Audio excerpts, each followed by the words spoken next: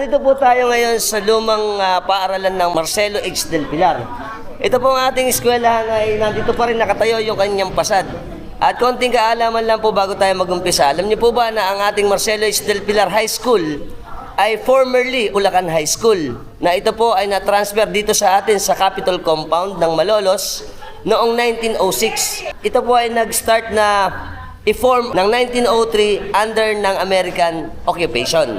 At noong pong July 1905, ito po ay natapos. Noong February 1, 1906, ang school ay nagkaroon ng inauguration. At noong March 1906, ito po ay opisyal nang na-occupy hanggang June 1906 na nag-start na ang mga estudyante na mag-aral sa ating Marcelo H. Del Pilar High School.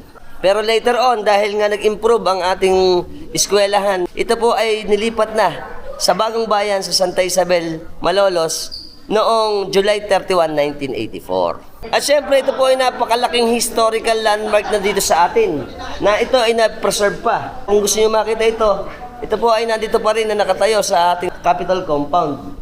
Kung papansinin natin, nandito pa rin yung kanilang emblem tsaka yung pinaka-structure ng pasad ng harapan. At dito rin makikita natin sa lugar na ito itinayo ang unang gusali ng mataas na paral ng Marcelo H. Del Pilar na dating Bulacan High School.